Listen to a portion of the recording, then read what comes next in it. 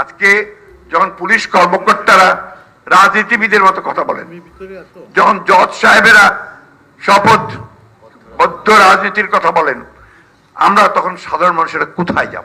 4 বার একটা মানুষ প্রধানমন্ত্রী হওয়ার পর আর তার কতবার প্রধানমন্ত্রী হতে হবে? এই একটা মানুষের কারণে কিন্তু আজকে সমগ্র জাতি একটা সংকটের মুখে। আসসালামু আলাইকুম, আপনারা সবাই কেমন আছেন? আশা করছি সবাই ভালো আছেন। তো আমি আপনাদেরকে দেখাবো আগামী নির্বাচনকে কেন্দ্র করে একই তথ্য দিলেন গণ অধিকার পরিষদের বিপি নুরুল হক নূর, যা আপনারা শুনলে অবাক হয়ে যাবেন। আর এইদিকে বর্তমান বিচার ব্যবস্থা নিয়ে একই বললেন মির্জা ফখরুল ইসলাম আলমগীর। তো আমি আপনাদের কাছে এই দুটি ভিডিও প্রমাণ দেখাবো। আজকের এই ভিডিওটি অত্যন্ত গুরুত্বপূর্ণ। তো আমি আশা করবো যে আপনারা এই সম্পূর্ণ ভিডিওটি দেখবেন, আর এই সম্পূর্ণ ভিডিওটি দেখলেই বিস্তারিত জানতে পারবেন।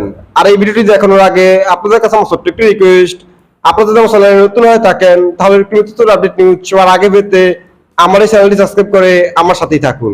আর এখন চলুন কথা না বাড়িয়ে আমরা প্রথমে দেখে আসি আগামী নির্বাচনকে কেন্দ্র করে বিপি নুরুল হক নূর কি বলেছেন সেই ভিডিওটি। শুধুমাত্র বিল্ডিং, বাস গাড়ি, কিছু ব্রিজ করাটা মানুষের জীবনযাত্রার পরিবর্তন করতে পারে না যদি মানুষের স্বাস্থ্য, শিক্ষা, মৌলিক জায়গার পরিবর্তন না থাকে। এবং দুঃখজনক হচ্ছে পরিবর্তন কারা করবে? সব চোরগুলো আছে এই সমস্ত দায়িত্বে। ঋণ কইরা জমি বেচে অনেকে নির্বাচন করে, আর নির্বাচনের পরে আপনার 1000 কোটি টাকার মালিক হয়ে যায়।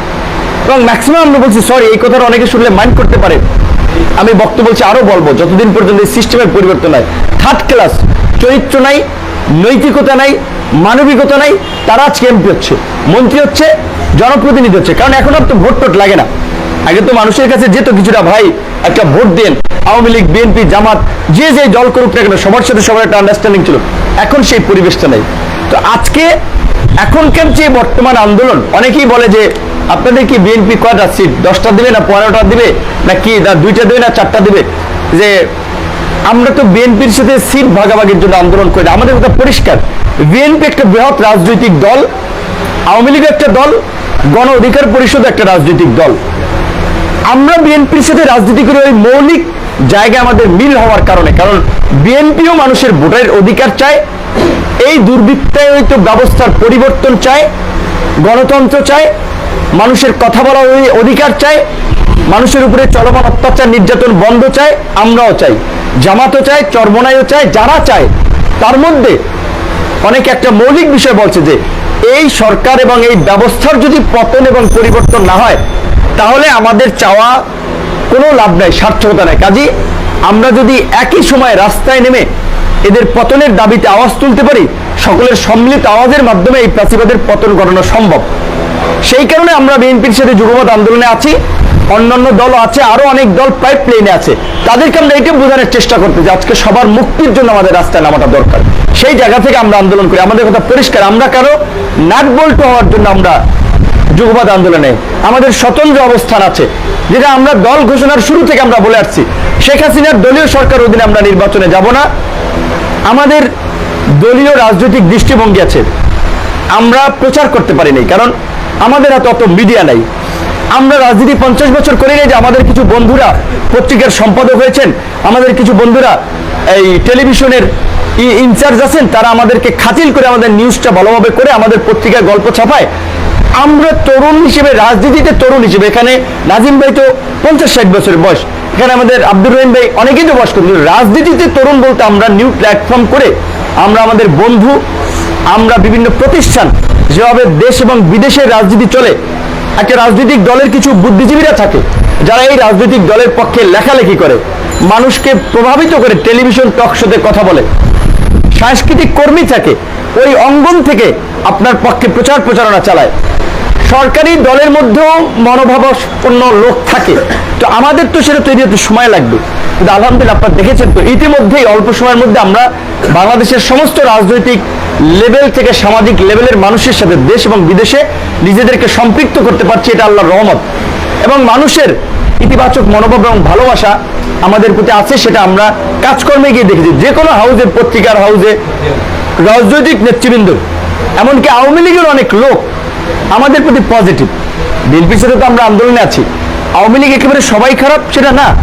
ইমরান এই যে ডেপুটি অ্যাটর্নি জেনারেল, একটা সম্মানজনক পদ, টাকা পয়সা ইনকামের ভালো রাস্তা, সে ডক্টর মোহাম্মদ ইউনূস ইস্যুতে ঘুরে গেছে না, সুরেন্দ্র কুমার সিনহাকে দিয়ে অনেক অপকর্ম করেছে।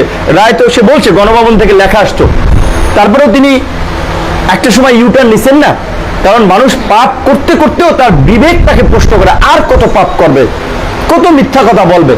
তো আজকে পরিস্থিতির কারণে আওয়ামী লীগ করে অনেকে ব্যবসা বাণিজ্য করে আমাদের কাছে বলে ভাই দল বেচা খাই, কারণ কি ধরেন ওই রিলিফের মাল কিংবা এই গুলিস্তানের রাস্তা থেকে পয়সা উঠায়, গ্রামের ট্রাক স্ট্যান্ড থেকে টাকা তোলে, টেম্পো স্ট্যান্ড থেকে টাকা, এইভাবে কিছু লোক আছে এই ধান্দা করে খায়। তো বলে ভাই দল বেচা খাই, বুঝে নেন দলের বিরুদ্ধে যাই কিভাবে, কিন্তু আপনারা চালাই যান, আপনাদেরকে ভালোবাসি, আপনাদের সমর্থন করি। কারণ আমরা একটা কথা বলছি যে আমাদের কাছে আওয়ামী লীগ, বিএনপি, জামাত, জাতীয় পার্টি, চরমোনাই সবাই সেফ থাকবে। আমরা প্রতিশোধ নিতে চাই না, প্রতিহিংসা নিতে চাই না। বিশেষ করে বাংলাদেশের গত 32 বছরে 90 এরশাদের পতনের পরে মেজর দুইটা দল ক্ষমতা আসছে গেছে, দুইটা দলই ক্ষমতায় থাকতে তাদের কিছুটা কার্যক্রমে সাদৃশ্য ছিল। যেমন বিরোধী মত দমনে সবাই তৎপর থাকতে চায়, ক্ষমতায় আজীবন থাকতে চায়, যে কারণে আজকে দেশের এই রাজনৈতিক সংকটটা প্রকট আকার ধারণ করেছে। তবে আওয়ামী লীগ সবাইকে ছাড়িয়ে চ্যাম্পিয়ন হয়ে গেছে। এখন বিএনপির একটা ইতিবাচক পরিবর্তন হচ্ছে, আমাদের গণ অধিকার পরিষদের যেটা বলেছে 21 দফা কর্মসূচি আছে, যেখানে শিক্ষা, স্বাস্থ্য, বেকারত্ব, ধর্মীয় সম্প্রীতি, সংখ্যালঘুদের অধিকার, একটা রাজনৈতিক দল কিভাবে সেটাকে দেখে তার একটা ছোট্ট ডেসক্রিপশন আমরা দিয়েছি। সেখানে আমরা বলেছিলাম যে এই যে ক্ষমতার মোহ মানুষকে পেয়ে বসে পদে থাকলে আজীবন অমৃতের স্বাদ ভোগ করতে চায়, যে প্রধানমন্ত্রী বলেছে একাধিকবার ইন্টারন্যাশনাল পত্র পত্রিকায় যে 55 বছর বয়সে তিনি এই রাজনীতি থেকে অবসর নেবেন। 18 সালেও বলেছেন যে এইবারই তার 14 সালে বলেছেন লাস্ট টাইম, 18 সালে অনেকবার বলেছেন লাস্ট টাইম, ফার্স্ট টাইম শেষ নেই, 4 বার প্রধানমন্ত্রী একটা মানুষ। আমি বলেছিলাম যে ডাকসুর বিপি প্রথমবার হওয়ার পরে দ্বিতীয়বার আর আমি নির্বাচন করব না, কারণ আমি একবার হইলেও আমার ডাকসুর বিপি বলবে, সাবেক বিপি 2বার হইলেও বিপি বলবে, তো অন্য একজনের নেতৃত্বে সুযোগ তৈরি হোক। 4 বার একটা মানুষ প্রধানমন্ত্রী হওয়ার পর আর তার কতবার প্রধানমন্ত্রী হতে হবে, এই একটা মানুষের কারণে কিন্তু আজকে সমগ্র জাতি একটা সংকটের মুখে। কারণ তিনি যদি স্পষ্টভাবে ঘোষণা দেন যে হ্যাঁ আমি দেশে সুষ্ঠু নির্বাচন দিয়ে এই সংকট উত্তরণে ভূমিকা রাখতে চাই, আওয়ামী লীগের নেতারাও চায় না যে এই অবস্থায় নির্বাচন হোক, এই অবস্থায় জোর জবরদস্তি করে আমেরিকা, ইউরোপ সবার সাথে সংঘাত লাগাইয়া ক্ষমতায় থাকুক, এটা তারাও চায় না। কিন্তু ওটা জানেন আপনি সবকিছু আপা নেত্রী, তার বিরুদ্ধে তো অনেকে কথা বলার সাহস করে না, যে কারণে আজকের এই দেশের সংকটটা।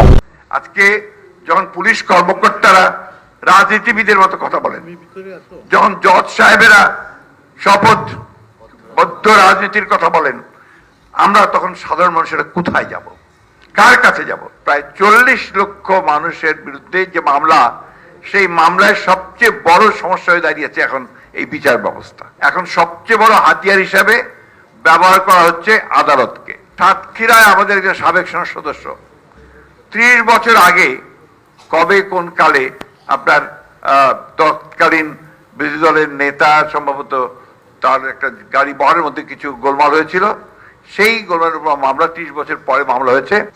হাবিবকে 70 বছর সাজা দেওয়া হয়েছে, 25 জনকে যাবজ্জীবন। আপনার বিষয়গুলো লক্ষ্য করবেন, এই বিষয়গুলো কিন্তু আজকে সবচেয়ে বড় সমস্যা হয়ে দাঁড়িয়েছে।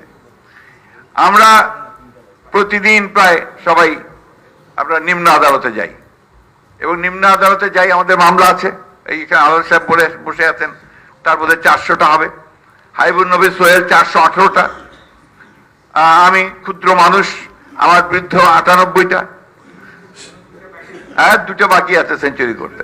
সকালে তারা পলিটিক্যাল প্রোগ্রামে আসতে পারেন না, বেশিরভাগ দেখবেন যে দুপুরের পরে, কেন যে হাজিরা দিতে গিয়েছিলাম। আপনি যদি ঢাকার লোয়ার কোর্টে যান, গিজগিজ করছে মানুষ, সব মানুষগুলো বিএনপি। বিস্ময়কর অবস্থা। আমার মনে হয় যে আপনার নিউ ইয়র্ক টাইমসে যে লেখাটা বেরিয়েছে, এই লেখাটা থেকে বোঝা যাবে যে কোন জায়গায় এসে পৌঁছেছে বাংলাদেশের অবস্থাটা, যে নীরবে গণতন্ত্রকে হত্যা করা হচ্ছে। বাংলাদেশে এখন গণতন্ত্র নেই, বিচার ব্যবস্থা যেটা আছে, এই বিচার ব্যবস্থা পুরোপুরি তাদের হাতে মূল নিয়ন্ত্রণে চলে গেছে। যে 1975 সালে তারাই কিন্তু একদিনের শাসন ব্যবস্থা বাকশাল প্রতিষ্ঠা করেছিলেন। তো আমি আশা করছি যে আপনারা সব ভিডিওটি দেখেছেন, আপনাদের যদি সেটি নিয়ে কোনো মতামত থাকে আমাকে অবশ্যই কমেন্টে জানাবেন। আর আপনারা যদি আমার চ্যানেলে নতুন হয়ে থাকেন তাহলে আমার এই চ্যানেলটি সাবস্ক্রাইব করে আমার সাথেই থাকুন। তো দেখা হচ্ছে পরবর্তী ভিডিওতে। সে বন্ধু সবাই ভালো থাকবেন, সুস্থ থাকবেন। আল্লাহ হাফেজ।